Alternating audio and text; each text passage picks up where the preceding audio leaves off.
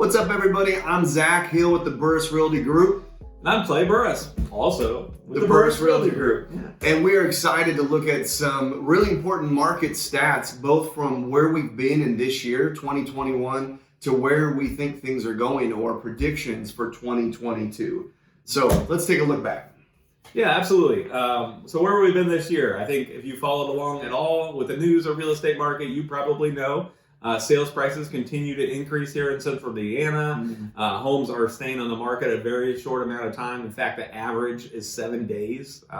That's a crazy number, Zach, because honestly, if you look back 3 or 4 years ago, the average days on market was 60 to 70 days. So insane that less than a week or right at a week on average, a house is on the market. So houses aren't staying on the market, prices continue to increase, and inventory continues to be a major problem, leading to both of those things. Yeah. If I can point to that for a second, it's interesting because this shift isn't really new to us, but we're in it every day. What we find is with buyers or sellers, maybe they didn't want to make a move in the last year, but maybe in the last month or two they entered the market.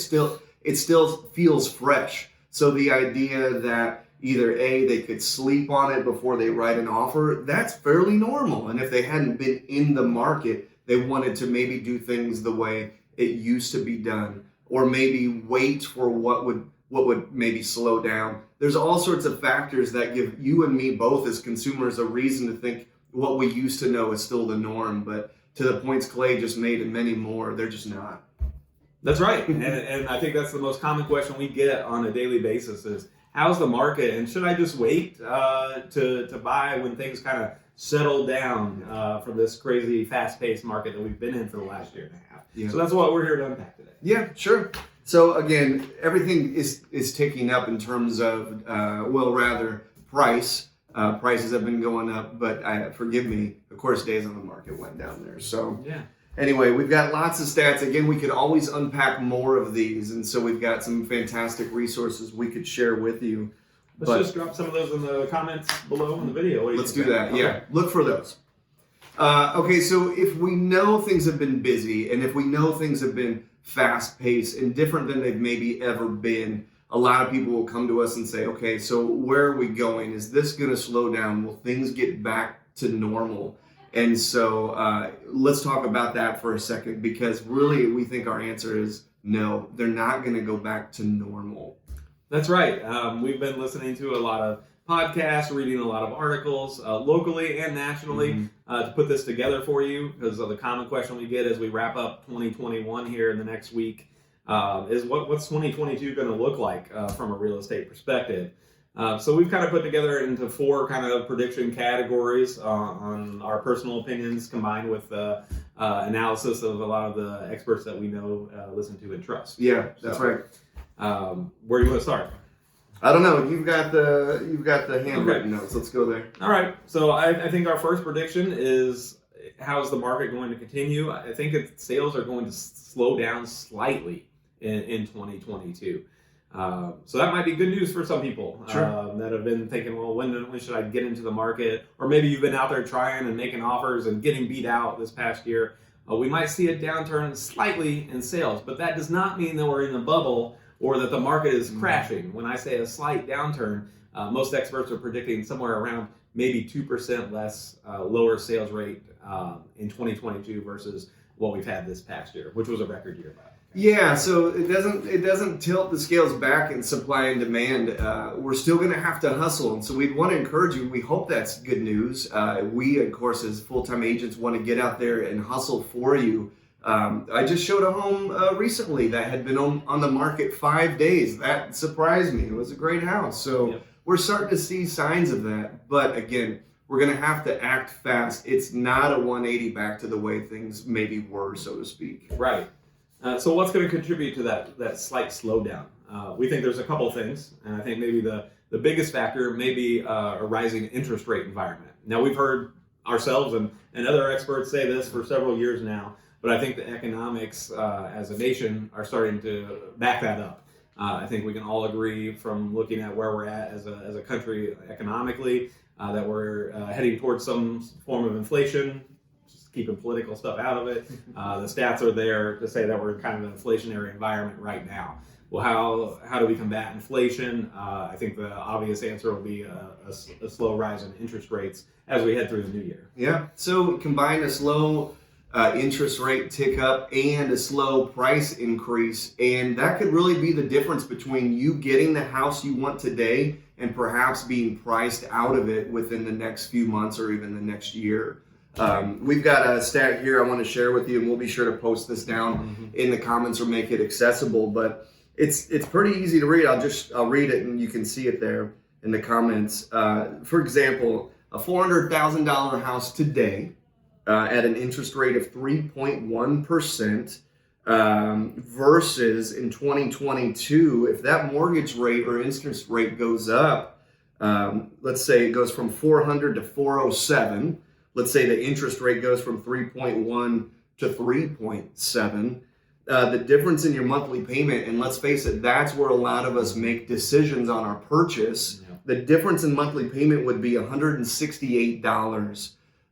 So again, when you're looking at what can you afford a month, that's a big swing simply by waiting or hoping things change back in your favor. Again, this isn't doom and gloom, but it is meant to show you we don't see it going back. You may be able to now only buy a $370,000 house instead of that $400,000 because of that shift in payment on your qualifications and ratios. So it's huge, Zac. It is. And I think it's cool. Tell them what that number is that they'd be saving or losing, I guess, really, over the full 30 years. Sure. Over 30 years, that's $60,000. That's waiting could cost $60,000, of course. That's a big number. If we're looking at houses as an investment, which we coach our clients to do, absolutely. $60,000. What could you do with that if it was invested elsewhere? So that's a big number and something to be aware of as we head into 2022. And you're trying to make decisions on, hey, should I make a move now or should I wait until later in the year or the following? I think all factors are leaning towards making that decision sooner will save you quite a bit of money in the big picture. Absolutely.